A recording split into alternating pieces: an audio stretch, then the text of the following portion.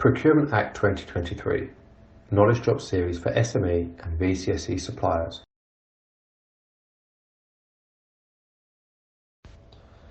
In Part 2 of this Knowledge Drop series, we will cover new requirements for contracting authorities to complete conflicts of interest assessments, how the Act makes it easier for suppliers to participate in procurements through the introduction of a new central digital platform and early market engagement, understanding the full range of value for money considerations that contracting authorities may consider in their procurements, changes to procurement procedures including the new competitive flexible procedure and grounds for direct award, the introduction of new open frameworks and dynamic markets, emphasis on early supplier engagement. The Procurement Act encourages contracting authorities to engage with suppliers earlier by reviewing their upcoming requirements and publishing pipeline notices. Published pipeline notices will allow suppliers to map their capacity, capability and business plans against the pipelines and make informed decisions about which opportunities to tender for. Larger contracting authorities with a spend of over £100 million per annum are required to publish pipelines of their future procurements at the start of each financial year, which will cover all opportunities. Over £2 million that they expect to tender for over the coming 18 months. This will help you to ensure that you have time to prepare to respond to such opportunities and be ready to deliver either as prime contractors, as members of consortia or as a subcontractor, though early engagement with the supply chain. Contracting authorities should consider whether there is a diverse representation of businesses in pre-market engagement to make sure they are reaching a wide range of suppliers and attracting the best value and innovation.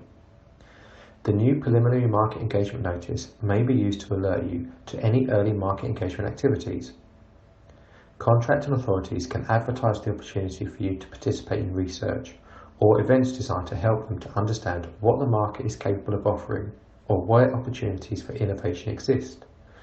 This where SMEs and VCSEs can have an impact and can be of particular use in sectors where research and development is key, such as energy solutions or defence. Early engagement will also help you to understand the requirements of the procurement, shape and inform the procedure, and ensure that you can adequately prepare to respond to the tender. The notice may also be used where pre-market engagement has already been undertaken to inform the market of the activity and the outcome. Easier for suppliers to participate. To make the process of participation in procurements easier, quicker and less administratively burdensome, the Procurement Act introduces a new central digital platform that will be built on the existing Find a Tender system that contracting authorities are required to use to publish details of new procurement opportunities. Identifying new opportunities can be a barrier for SMEs and VCSEs. This will make it easier to find and access these opportunities. Suppliers have been asking for many years for a single procurement system where you can provide your business credentials all in one place. The central digital platform will provide a single place for you to register and upload your key business information, data that is typically asked for by contracting authorities at the initial stage of a procurement. This will make it very clear for SMEs and VCSEs looking for opportunities across the public sector where sign-up will be required and what information needs to be kept up to date. You will be able to participate in tendering opportunities more easily without having to provide the same reusable information each time, reducing duplication and the resources it takes you to tender for new opportunities. Once signed up, you will be able to set up custom searches and receive alerts about new opportunities that match your interests. For example, a new SME technology company in Lancashire will be able to search for relevant opportunities in their region and be immediately informed when new opportunities they might be interested in become available. The central digital platform will be free to access. The expectation is that contracting authorities will continue to use their existing e-procurement systems providers to publish procurement notices and to manage tender submissions. It is your responsibility to keep your information on the central digital platform up to date, such as when there are changes to your organisation, so that the correct information is available for contracting authorities. Changes to the way that contracting authorities assess whether a supplier satisfies certain conditions of participation should also make it easier for SMEs and VCSEs to participate in new opportunities. Contracting authorities are prohibited from requiring the provision only of audited accounts to test the financial standing of suppliers, except where they are already required to under the Companies Act 2006 or overseas equivalent. This ensures that startups and SMEs who are not legally required to file audited accounts due to their size or age will not be shut out of procurements and will be able to demonstrate their financial capacity by other reliable means. Contracting authorities can also no longer require insurances relating to the performance of the contract to be in place at the point of tender submission. This means that prospective suppliers will not have to incur unnecessary costs in taking out insurance cover when they have no guarantee of winning the contract. Strengthened approach to conflicts of interest. Identifying and mitigating conflicts of interest have always been important parts of the procurement process. The Procurement Act has strengthened the requirement to help contracting authorities to better protect the integrity of their procurement by clearly setting out the need to identify and mitigate actual and potential conflicts of interest throughout the process. Where a conflict of interest puts any particular supplier at an advantage, and if steps to mitigate cannot avoid that advantage, for example, by providing certain additional information or the supplier putting in place ethical rules, then the supplier must be excluded from the particular procurement. Contracting authorities will need to carry out a conflicts of interest assessment, and these requirements should give suppliers extra confidence that the procurement process is being managed fairly. Better value for money. Under the Procurement Act, contracts are awarded on the basis of the most advantageous tender, MAT, instead of the most economically advantageous tender, MEET, encouraging contracting authorities to design the procurements to take full advantage of the broad range of award criteria that may be used. This change is there to send a strong signal to the market that procurement in the public defence and utility sectors is often interested in more than just the lowest price. It's interested in wider value and impact. Suppliers will also be able to show contracting authorities how they can deliver this value to their local economies, for example, through the creation of social value, including jobs, skills, apprenticeships, and environmental benefits such as net zero, where this is non-discriminatory and linked to the contract which can play to the strengths of SMEs and VCSEs. Flexibility in procurement procedures. The procurement procedures under the previous regulations were often seen as being restrictive, which sometimes meant limited opportunity for you to engage with contracting authorities during the process. The several prescriptive procurement procedures available under the previous regulations will be replaced by a simplified and more flexible approach, reducing the number of competitive procedures to just two, the open and the competitive flexible procedure. The open single stage procedure has been retained and can still be used for procurements that are more straightforward in nature, reducing the resources that suppliers have to invest in the process.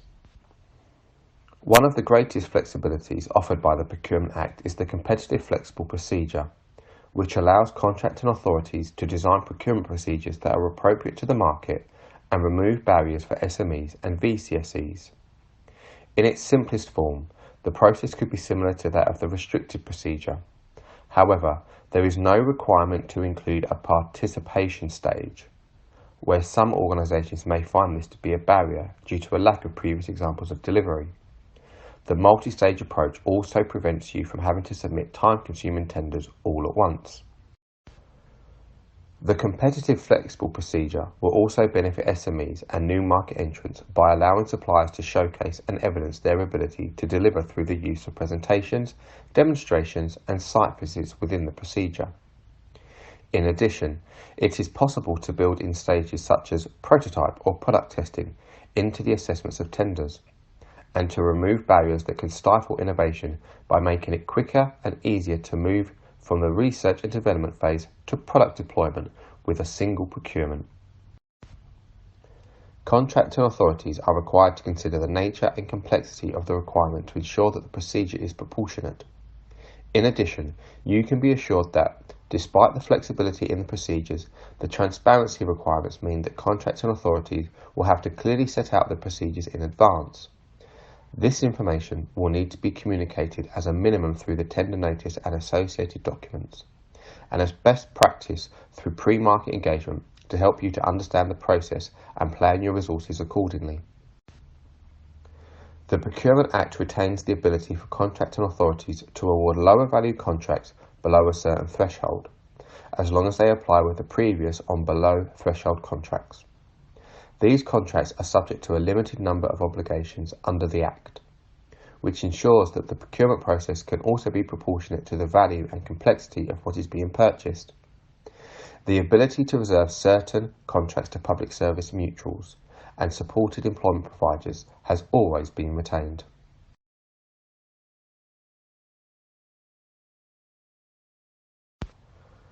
Frameworks and dynamic markets. The new Procurement Act introduces more flexible rules around two types of procurement tools: frameworks and dynamic markets. A framework is a contract between a contracting authority and one or more suppliers for the future award of contracts, known as call-off contracts. The framework will set out a description of the goods, services or works to be provided under those future contracts and the basis of which awards can be made, which will be quicker via call-off contracts than via a full procurement process. In addition to conventional frameworks, which are closed to new suppliers joining once awarded and are limited to a 4-year maximum term, or 8 years for utilities and defence and security frameworks, the Procurement Act introduces a new open framework. This means that contracting authorities will have the flexibility to appoint new suppliers through a scheme of frameworks which can run for an 8-year maximum term. With open frameworks, you will have the opportunity to apply to join the framework at different stages throughout the term. As a minimum, contracting authorities are required to reopen the framework at least once within the first 3 years, and it should not remain closed for more than 5 years. Therefore, you will not be locked out of the opportunity as this case with conventional framework. Dynamic markets have been introduced which are similar to dynamic purchasing systems, DPS, in that they are a list of qualified suppliers who are eligible to participate in future procurements. You can apply to join at any time with no limit on the number of suppliers that can join. These will be beneficial to SMEs and VCSEs in particular, who can decide to apply to a dynamic market at any time and via a process which will be much simpler and quicker than tendering for a framework or contract in the usual way. Dynamic markets can also be used for a wider range of goods, services and works, but are most suited to emerging and niche markets for specialist or complex requirements, meaning that there are increased opportunities for you to offer new and innovative solutions through this flexible and more agile route. Unlike framework agreements, contracting authorities must publish a tender notice when they commence a procurement under a dynamic market. If a contracting authority is using a dynamic market, suppliers must be a member of the market order to participate in the advertised procurement. So it is beneficial for suppliers to apply to join relevant dynamic markets. A register will be made available for you to view on a new central digital platform and will provide a list of all frameworks and dynamic markets that are available for contracting authorities to access. The benefits of this central digital platform for suppliers include greater transparency of the markets and dynamic markets available, providing visibility of the existing suppliers that are engaged through such arrangements, and therefore where opportunities exist for you to approach such suppliers to become part of their supply chains. Reduced duplication, as contracting authorities will have better visibility of the frameworks and dynamic markets that are available to use, so there is no need for them to recreate their own, meaning that you should see more business through arrangements where you have been successfully appointed. Visibility of the framework expiry or, in the case of open frameworks, reopening dates, enabling you to plan ahead for new procurement opportunities. Ability for SMEs and VCSEs to identify and apply to join any dynamic market that is relevant to your organisation at any time. In summary, these reforms mean that there are more opportunities for SMEs and VCSEs to join frameworks and dynamic markets either directly or via the supply chain. Direct awards. The Procurement Act retains the provision for contracts to be awarded in the event of extreme and unavoidable urgency, which contracting authorities would award under the previous regulations. using the negotiated procedure without prior publication. This procedure is replaced in the Procurement Act by direct award. Direct awards are only permissible where a legitimate ground applies. The Procurement Act also provides clearer arrangements for how procurement may be conducted in a national emergency, such as the COVID-19 pandemic. In addition to extreme urgency grounds for making a direct award, the Procurement Act introduces a new provision for emergency procurement that allows the Minister of the Crown the power to effectively pre-authorise use of direct award where necessary to protect life or health, or to protect public order and safety. Contracting authorities also now have the ability to make a direct award where the services, usually social care or health-related services, are to be provided for a specifically identified individual, child or carer, end user who has a legal right to determine who should perform the service, meaning that a competitive procurement cannot be undertaken. There are other limited circumstances, similar to those in the previous regulations, where contracting authorities can direct award. The main change is that contracting authorities are required to publish a transparency notice to inform the market of their intention to undertake a direct award. Although contracting authorities can make direct awards, if they meet the criteria to do so, they may still take pragmatic steps like price comparisons between suppliers to ensure the best value for money. Recap.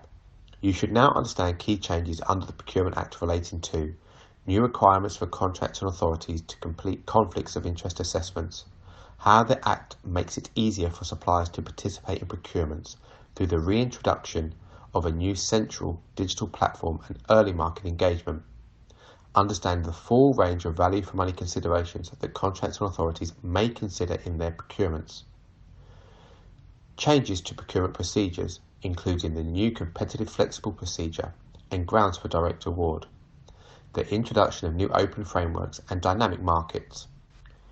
In Part 3 of this Knowledge Drop series, we will cover changes to the supply exclusion regime, how the debarment list will work, changes to how contracts are awarded and managed, wider commitments surrounding prompt payment, the Act's transparency ambition and notice publication requirements, the role that the Procurement Review Unit will play in improving compliance with the legal regime, the steps you can take to help prepare your organisation for these changes.